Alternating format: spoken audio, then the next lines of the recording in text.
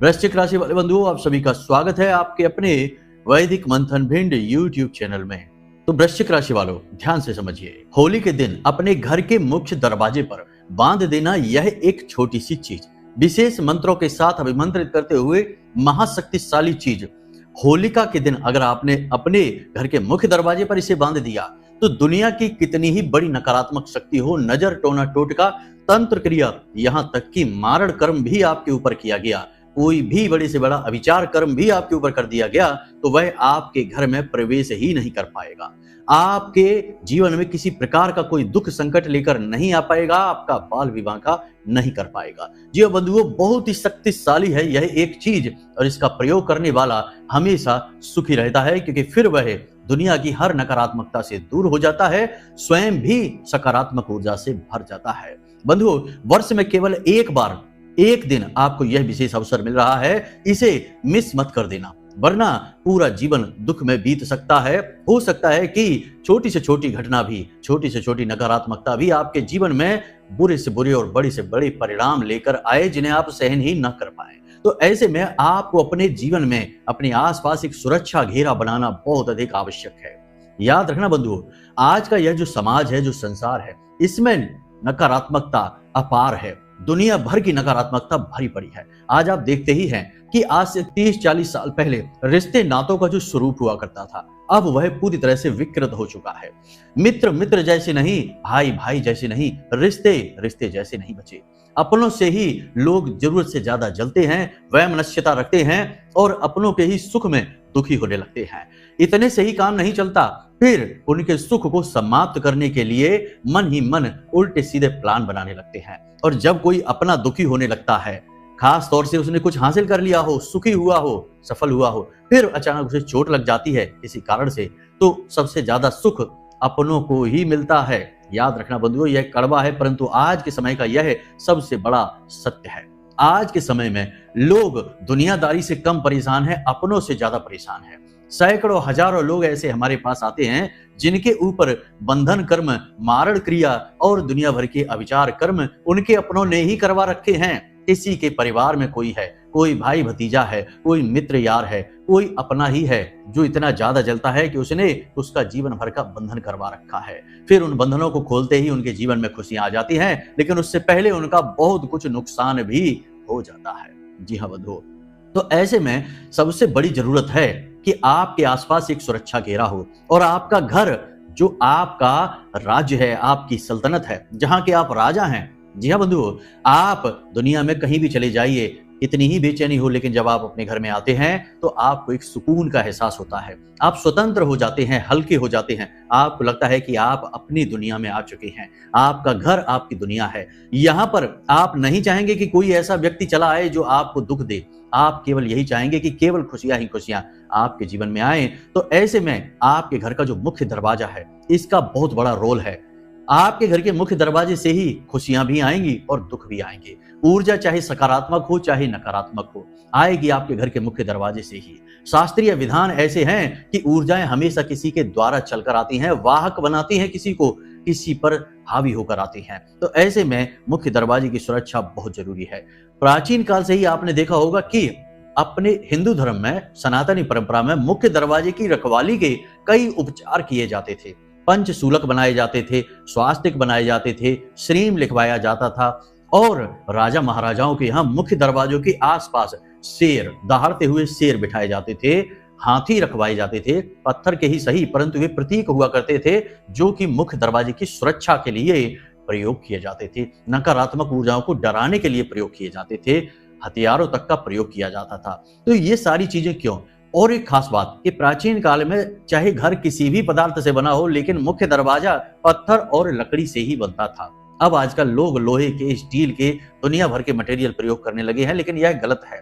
मुख्य दरवाजे को जो ऊर्जा होती है उसका कुचालक बनाना पड़ता है, तो दरवाजा लकड़ी का होना चाहिए और दहलीज पत्थर की होनी चाहिए। लेकिन चलिए, आपके मुख्य दरवाजे पर तो लोहे का फाटक लगा होगा। अब उस सब की बात छोड़ते हैं, जमाना बदल गया तो अब उपचार और क्रियाएं भी बदल गई। अब ऐसे में हम आपको बताने वाले हैं इस एक महाशक्तिशाली चीज के विषय में। साथ ही साथ बंधुओं, हम आपको एक ऐसी चाबी देने वाले हैं, एक ऐसा विशेष रहस्य बताने वाले हैं जिसे आपको जानना बेहद आवश्यक है। जो भी तकलीफ आपके जीवन में है, चाहे पैसे को लेकर तकलीफ हो, आमदनी नहीं बढ़ रही हो, व्यापार डूबते जा रहे हो, कर्जा बढ़ता जा रहा हो, घर में आपसी कलेश हो, एक दूसरे के साथ लोग प्रेम से नहीं रहना चाहते हो, कोई भी स्थिति हो, हर एक स्थिति की जड़ इस समस्या के साथ शुरू होती है, जो हम आपको आगे बताने वाले हैं। उसके लिए हम एक बहुत ही महाशक्तिशाली उपाय भी बताएंगे, समस्या और समाधान दोनों आपको देंगे। कार्यक्रम को धैर्य के साथ आपको देखना है। इस एक चीज के विषय में आपको बताएंगे, इसका विधि विधान नियम सब कुछ बताएंगे। पूरे धैर्य के साथ तसल्ली से ठंडे दिमाग से कार्यक्रम को देखना, जल्दबाजी नहीं करना है। यदि जल्दबाजी करना है, 2 मिनट वाला ज्ञान चाहिए जो चुटकियों में आए और चुटकियों में चला भी जाए, तो आप अभी कार्यक्रम छोड़कर चले जाइए, कहीं और जाइए। आपका उद्धार नहीं होगा, बस आपके साथ व्यापार जरूर होगा। लोग आपको दुरुपयोग कर करके आपका पैसा लूट लूट के आपको छोड़ते रहेंगे। आप जाइए, आप उसी के हकदार हैं, क्योंकि ईमानदारी से कोई आपके लिए कुछ करना चाहे तो आपको हड़बड़ी मचती है, आपके अंदर धीरज धैर्य की कमी है। तो खैर ठीक है, आप समझ लेना, जैसा भी आपका स्वभाव है, व्यवहार है, वैसा ही आपके साथ इस संसार का आचार व्यवहार होगा। तो चलिए बंधुओं, जो धीरवान हैं, जो ज्ञानवान हैं, जो सचमुच में बदलाव लाना चाहते हैं, जीवन में दुखों से मुक्त होना चाहते हैं, वे कार्यक्रम में आगे ठहरेंगे। चलिए कार्यक्रम को शुरू करते हैं। महामाई को याद करते हुए कमेंट बॉक्स में लिख डालिए पूरे भक्ति भाव के साथ, जय मां भद्रकाली, कृपा करो। महामाई निश्चित तौर पर आपके ऊपर कृपा करेंगी। माई बहुत दयालु है, हमें पूर्ण विश्वास है। अब 14 तारीख को होने वाले महाअनुष्ठान में यदि आप शामिल होना चाहते हैं, जो हमारे धाम पर होगा, हम स्वयं उसे करेंगे, तो आपको वीडियो में दिए गए नंबरों पर फोन करना है। एक छोटी सी दक्षिणा है। अब ये मत कहना कि दक्षिणा की क्या जरूरत है, अब इसमें भी कुतर्कबाजी लानी है तो कोई बात नहीं, इसमें भी शामिल मत होइए। जिनको होना है उनके लिए एक छोटी सी दक्षिणा है। इस दक्षिणा से आपके नाम से नारियल, आपके नाम से चुनरी, माई के लिए श्रृंगार समर्पित किया जाएगा। हवन में जो सामग्री डलेगी उसमें भी आपका हिस्सा होगा। जो साकल्य बनेगा उस साकल्य के लिए भी आपकी सामग्री आएगी। तो अब इस सब के लिए अर्थ की, पैसों की जरूरत होती है। दुनिया में सब कुछ फ्री फंड में नहीं मिलता है, सबका मूल्य होता है। तो अब ये छोटी छोटी बातें भी बताने की नहीं होती, समझने की होती हैं। अगर आपको समझ में आती है तो अच्छी बात है, वरना जो सेवा कार्य है वह तो चलता रहेगा। जिनके हिस्से की है उन्हें मिलता रहेगा, जो कुतर की है वो ऐसे ही कुतर करते रहेंगे। करते रहिए, कोई बात नहीं है।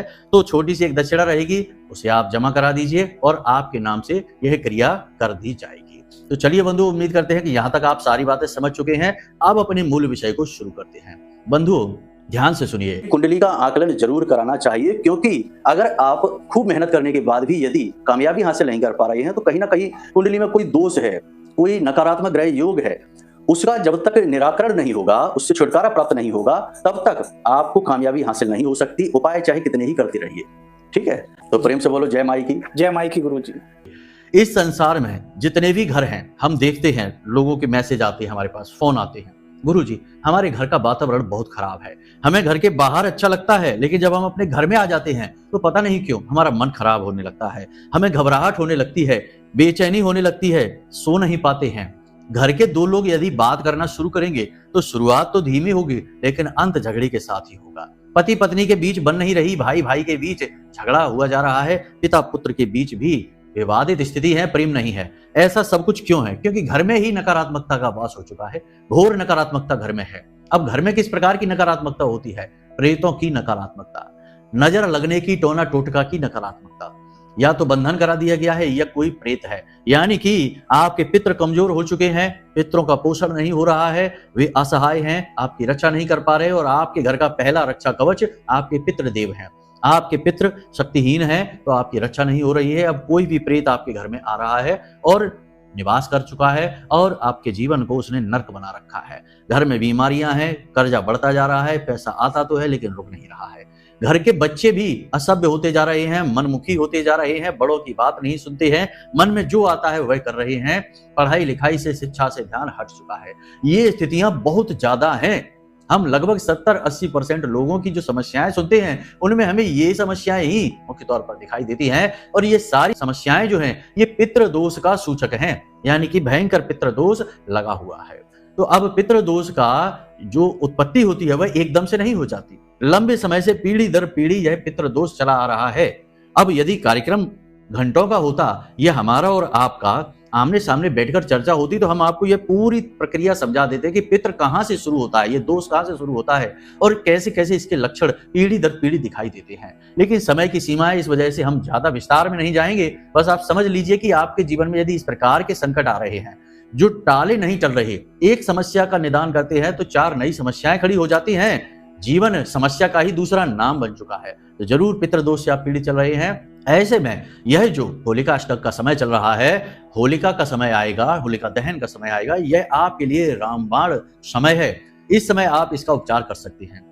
पितरों की ऊर्जाएं भी अति बली होती हैं। इस समय पर हर प्रकार की ऊर्जा बलवान होती है। तो आपके लिए यहाँ पर एक बहुत बड़ा सुनहरा अवसर है। अब आप ऐसे में क्या कर सकते हैं? आज जब आप इस कार्यक्रम को सुन रहे हैं, तभी से एक छोटा सा नियम बना लीजिए कि आपको एक लोटा जल लेना है।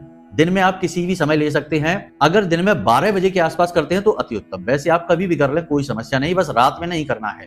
एक लोटा जल लेना है, उस जल में थोड़ा सा दूध मिला लेना है, थोड़ा सा गंगा जल मिला लेना है, थोड़े से काले तिल मिला लेने हैं और कोई भी एक पुष्प डाल दें। लाल रंग का कोई पुष्प अगर रख लेते हैं तो अति उत्तम है। अब उस लोटे को लेकर जाना है और पीपल की जड़ में उस लोटे को, उस जल को समर्पित कर देना है। उस पीपल के पेड़ का आपको एक प्रदक्षिणा करनी है, यानी कि परिक्रमा करनी है, और हाथ जोड़कर खड़े हो जाना है और अपने पितृ देवताओं से क्षमा याचना करनी है। पितृ देवताओं से क्षमा याचना करनी है और उनसे कहना है कि हे भगवान, हे पितृदेव, हमसे जो भी कुछ जाने में अनजाने में भूल हुई उनके लिए हमें क्षमा करिए। और आज से हम आपके लिए कार्य करना शुरू कर रहे हैं। आप हमारे द्वारा दिए गए भोजन को, पानी को, तर्पण को, पिंड को, जो भी क्रिया हम करेंगे उसे आप स्वीकार करें और हमें क्षमा करें और हमारी सुरक्षा करें। ऐसा आपको करना है। यह क्रिया आप कब तक करेंगे? जब से आपको आज यह कार्यक्रम देखा है तो आज से या कल से इस कार्यक्रम को, इस क्रिया को शुरू कर दें और लगातार 7 दिनों तक इस क्रिया को करते रहें। बंधुओं, ध्यान से समझते जाना, ये बहुत ही जरूरी उपाय हैं। इनके करने के बिना आप उद्धार नहीं पा सकते हैं। प्रयास कितने ही करते रहना, प्रयासों से कुछ नहीं होता। जब तक दैवीय कृपा ना हो, भगवान का हाथ ना हो आपके सिर पर, तब तक उद्धार नहीं होगा।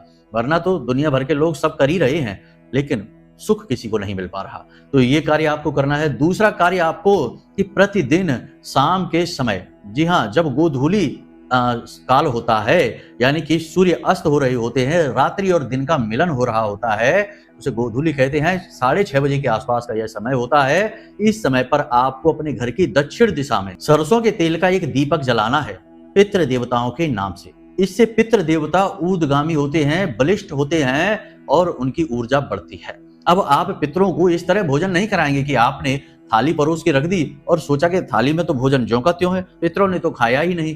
पितृ भौतिक नहीं हैं, वे भोजन से ऊर्जा लेंगे। आपके द्वारा किए गए उपायों से, क्रियाओं से ऊर्जा लेंगे और उस ऊर्जा से बलवान होंगे। आपकी और हमारी तरह भोजन खाएंगे नहीं कि आपकी थाली खाली हो गई, भोजन समाप्त हो गया, ऐसे नहीं होता है। ये बातें दिमाग में लाना भी नहीं चाहिए। ये कुतर्क होते हैं और कुतर्कों के सहारे किसी विवाद को तो जीता जा सकता है, परंतु जीवन में जीत नहीं मिलती।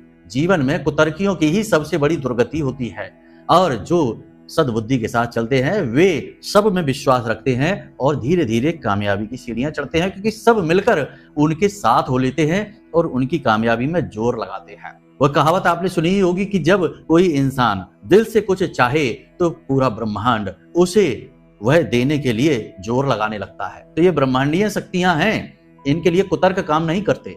तो आप समझिए इन बातों की गहराइयों को, क्योंकि हम कमेंट पढ़ते हैं और कमेंट में ऐसे ऐसे कुतर्की और मूर्ख आ जाते हैं जो ऐसी ऐसी बातें बोलते हैं कि हमें सुनकर देखकर भी आश्चर्य होता है कि भला कोई इस कदर मूर्ख कैसे हो सकता है, ऐसा कुतर्की कैसे हो सकता है। एक बर्थडे पार्टी में हजारों रुपए उड़ा देंगे और मंदिर में दान करने की 5 रुपए 10 रुपए की बात बोलो तो उन्हें लगता है कि हमें लूटने की व्यवस्था है, मंदिर में क्यों दान करें, मंदिर में दान करने से क्या फायदा है। और बाहर जाकर आपने एक पार्टी कर ली जिसमें 2-4 हजार रुपए उड़ा दिए, या फिर शराबियों ने शराब पी ली और गुटखा खाने वालों ने गुटखा खा लिया, उसका हिसाब किताब नहीं है। लेकिन मंदिर में जाकर दान करने का कह दो, किसी गरीब की मदद करने को कह दो, दान दक्षिणा की बात कर दो, तो उन्हें लगता है कि हमें लूटा जा रहा है। अब ये कुतर्क नहीं तो और क्या है? आप खुद ही अपने विवेक से समझ लीजिए कि इसका उद्धार होगा कि इसका पतन होगा। ठीक है, तो यहां तक आपने समझ लिया। एक तिल के तेल का दीपक आपको अवश्य जलाना ही जलाना है। 7 दिन तक इस क्रिया को करना है। जो भी क्रिया करनी है 7 दिन की क्रियाएं बता रहे हैं हम, ध्यान से समझते जाइए।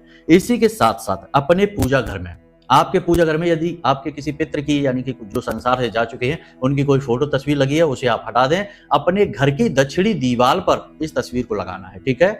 और आपके घर का जो बैठक होती है, जहां पर लोग आते जाते हैं या बहुत सारे लोगों की दृष्टि पड़ती है, उस जगह पर नहीं लगाना है, एकांत में लगाना है। कोई ऐसा कमरा हो जो एकांत में हो, जहां लोगों की आवाजाही ना के बराबर हो, उस कमरे में दक्षिणी दीवार पर पितरों की तस्वीर लगानी है। यहां तक आपने समझ ली।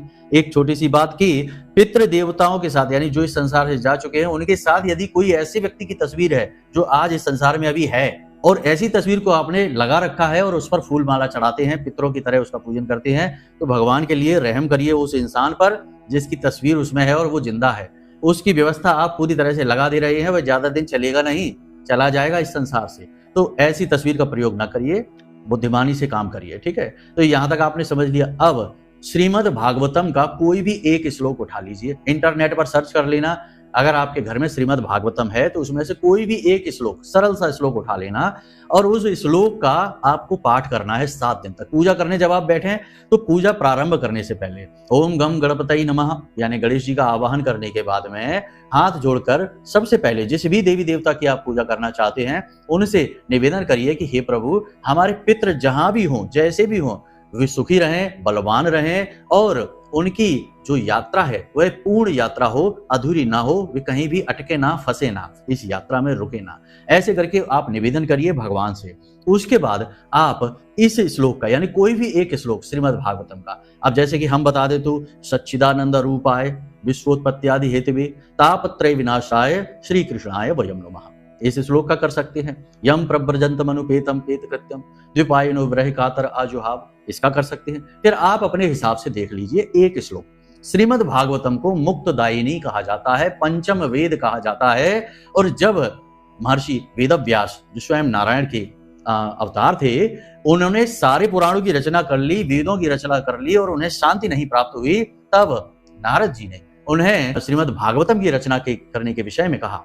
और जब उन्होंने श्रीमद् भागवतम की रचना की तब ही उनके मन को चैन आया और श्रीमद् भागवतम का जो प्रचार शुरू हुआ, जो सुनाने की क्रिया शुरू हुई, वह शुरू हुई राजा परीक्षित से, यानी जब उनकी मृत्यु, यानी कि मुक्तिदायिनी ग्रंथ है यह श्रीमद् भागवतम। तो इसका एक श्लोक अपने पितरों को समर्पित करिए, फिर अपनी पूजा पाठ करिए। ये 3 क्रियाएं यदि आपने 7 दिन तक कर ली, यानी कि इस होलिका अष्टक से शुरू करके होलिका के बाद तक 7 दिनों तक आपने कर ली, आपके घर में कैसा ही संकट हो, किसी भी प्रकार की बाधा हो, हम लिख कर देते हैं। आप हमारे नाम से लिख लीजिए, अमिताचार्य जी ने कहा है कोई भी संकट हो कट जाएगा, हम लिख कर देते हैं आपको। और अगर ना आपका कटे तो आप हमारे चैनल कार्यक्रम देखना बंद कर देना और कह देना कि आपका ज्ञान किसी काम का नहीं, खोखला ज्ञान है। इतनी बड़ी बात हम आपसे कहते हैं, आप पूरे भाव के साथ इस क्रिया को करना, इन क्रियाओं को करना सभी को। और देखिए फिर कि आपके पितृ कैसे आपकी ढाल बनकर खड़े हो जाएंगे, हर नकारात्मक ऊर्जा को काट डालेंगे, आपके घर से भगा देंगे। जी हाँ बंधुओं, तो इन क्रियाओं को आप करिए, ये बहुत जरूरी है इस समय और काल पर करना। अब बात करते हैं उस एक चीज के विषय में। तो बंधुओं ध्यान से सुनिए, जब होलिका दहन होगा 13 तारीख की रात को होलिका दहन होगा, आपको वहां जाना है। होलिका दहन जो है वह शुद्ध रूप से सकारात्मक ऊर्जा का प्रतीक है। जी हाँ, नकारात्मक ऊर्जा होलिका है और सकारात्मक ऊर्जा प्रहलाद जी है। वहां पर भस्म कौन हुआ? नेगेटिव एनर्जी होलिका, और सकारात्मक ऊर्जा नारायण के भक्त प्रहलाद बाहर निकल आए। तो जो वहां से सकारात्मक ऊर्जा बाहर निकली है, यानी कि जो प्रहलाद है वे सांकेतिक हैं सकारात्मक ऊर्जा के ऊर्ध्वगामी होने का, यह चित्रण है। तो प्रहलाद जो बाहर निकले वे सकारात्मक ऊर्जा है। तो वह जो राख है होलिका की, वह बहुत ही शक्तिशाली है। वह दुनिया की हर प्रकार की नेगेटिव एनर्जी को रोक देने की, काट देने की क्षमता रखती है। हम उसे यूं ही बड़ी छोड़ देते हैं। आपको वह राख लाल रंग के कपड़े में पोटली बनाकर लेकर आनी है। ध्यान से सुनना इस प्रयोग को। लाल रंग के कपड़े में, शुद्ध कपड़ा हो, साफ नया कपड़ा हो, उस कपड़े में पोटली बनाकर लेकर आनी है और उस राख को लाकर एक लोटा लेना, एक पात्र लेना। उसी दिन रात्रि के समय की ये क्रियाएं हैं, ध्यान से समझना। 13 तारीख की रात्र में ही होगी ये क्रियाएं। तो एक लोटा लेना है, पात्र लेना है, उस पात्र में थोड़ी सी वह राख मिला लेनी है, थोड़ी सी, थोड़ा सा गंगा जल मिला लेना है।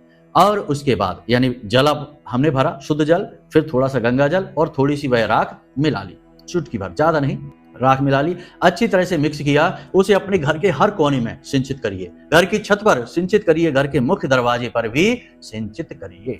जी हाँ, सिंचित करते समय आपको एक बहुत ही विशेष मंत्र है, रुद्र गायत्री मंत्र, बहुत ही शक्तिशाली मंत्र है, हर नकारात्मक ऊर्जा को काट देने की शक्ति रखने वाला मंत्र है। भोलेनाथ का मंत्र है। भोलेनाथ तो है ही देवों के देव महादेव, वे नहीं करेंगे तो कौन कर पाएगा। जब संसार संकट में पड़ गया, जब कालकूट हलाहल विष निकला समुद्र मंथन में, सारे देवता, देव किन्नर वानर सब डर के मारे कांपने लगे, प्रकृति जलने लगी, तो उसे बचाने कौन आया? महादेव आए। यानी कि दुनिया की, इस ब्रह्मांड की, विश्व की सबसे बड़ी नकारात्मकता से संसार को बचाने के लिए महादेव आए। तो फिर ये जो आपके जीवन की नकारात्मकता है, इसे तो चुटकियों का काम है, महादेव को तो सूचना भी नहीं है। बस आपने उनका नाम ले दिया और यह कट जाएगी। तो इस क्रिया को करते समय, जब इस जल का सिंचन आप कर रहे हो, उस समय इस मंत्र का उच्चारण करते रहना। मंत्र आपके मोबाइल की स्क्रीन पर दिखाई दे रहा है, जरा इसे ध्यान से समझिए। ओम महादेवाय विघ्नहे रुद्रमूर्तये धीमहि तन्नः शिवः प्रचोदयात्। मंत्र एक बार फिर से ध्यान से सुनिए। ओम महादेवाय विघ्नहे रुद्रमूर्तये धीमहि तन्नः शिवः प्रचोदयात्। इस मंत्र का उच्चारण करते करते आपको यह जल सिंचित करना है। उसके बाद क्रिया पूर्ण नहीं हुई है, वह जो राख की पोटली आप लेकर आए हैं, उसी पोटली में आपको कपूर की 2 टिक्की, यानी भीमसेन कपूर लेकर आए, उसके 2 इतने बड़े बड़े टुकड़े बना ले और उस कपूर को उसमें डाल देना है। उसके बाद आपको लौंग का एक जोड़ा डाल देना है और 4 काली मिर्च के दाने डाल देने हैं। यह बहुत ही शक्तिशाली तंत्र हो चुका है। अब इस पोटली को, यानी छोटी सी पोटली आप लेकर आए हैं, इस पोटली को आपको बांध देना है दोबारा से, उसी लाल कपड़े में लाल धागे से बांध लेना है। अब इसे आपको अपने घर के मुख्य दरवाजे पर बाईं ओर, यानी जब आप बाहर से आएंगे तो आपके दाहिनी तरफ पड़ेगा, राइट हैंड, और जब आप बाहर निकलेंगे घर से तो आपके बाईं ओर, यानी कि लेफ्ट हैंड, उल्टे हाथ की तरफ पड़ेगा। लेफ्ट हैंड में इसे आपको चुपचाप रात में ही बांध देना है। कोशिश करना है कि कोई आपको देखे ना, टोके ना और कोई कुछ आपसे पूछे ना।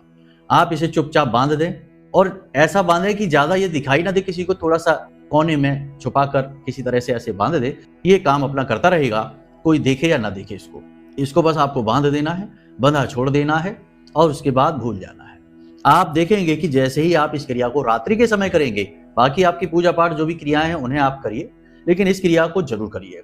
ये जो क्रिया आपने कर दी, इसके बाद आप देखेंगे 21 दिनों के अंदर अंदर भयंकर से भयंकर नकारात्मकता, कामों में आ रही रुकावट, पैसे की दिक्कत, कोई भी दिक्कत, बीमारियां हो, सब कुछ अपने आप गायब होने लगेगा। 21 दिनों के अंदर अंदर सब कुछ अपने आप गायब होता चला जाएगा।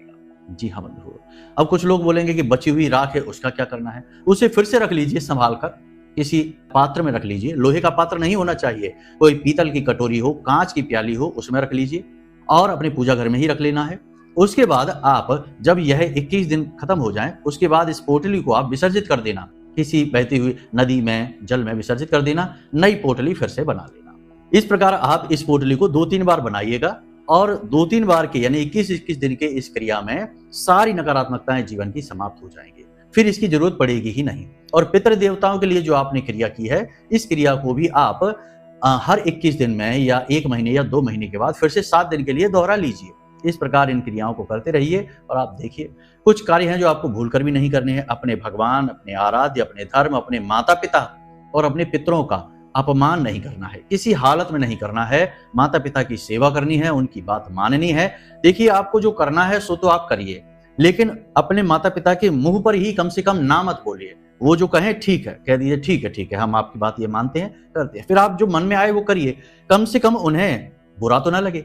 चेहरे पर ही आपने उनके सामने ही ना बोल दिया कि नहीं हम ये नहीं कर सकते, ये सही नहीं है। अरे आप अब बड़े हो गए, आपकी बुद्धि जागृत हो गई है, लेकिन आपकी माँ अभी भी माँ ही है, पिता आपके अभी भी पिता ही हैं, तो उनका अपमान नहीं करना है, मान उनका बनाकर रखना है। बस इतने से कार्य आप करिए और देखिए फिर कैसे जीवन में चमत्कार होते हैं। यदि बातें आपको हमारी समझ में आ गई हों तो कमेंट बॉक्स में लिख दीजिए पितृ देवताभ्यो नमः। हम समझ जाएंगे कि आपने कार्यक्रम अंत तक देखा है। तो चलिए बंधुओं, आज का कार्यक्रम यहीं विराम देते हैं। कोई प्रश्न मन में उठे तो नंबर हमने वीडियो में दे रखे हैं। कुंडली विश्लेषण कराना है तो उसके लिए भी यही नंबर है। पूजा में भाग लेना है उसके लिए भी यही नंबर है। इन नंबरों पर फोन करके सारी जानकारी ले लीजिए। चलिए बंधुओं, आज के कार्यक्रम को विराम देते हैं। हमेशा हंसते रहिए, मुस्कुराते रहिए, सकारात्मक रहिए, भगवान पर अपनी आस्था और विश्वास बनाकर रखिए। कुतर्कों को छोड़िए, तर्क को पकड़िए, क्योंकि उद्धार सकारात्मकता में है, नकारात्मकता में नहीं। प्रेम से बोलिए जय माई की, महामाई आपका कल्याण करे। धन्यवाद।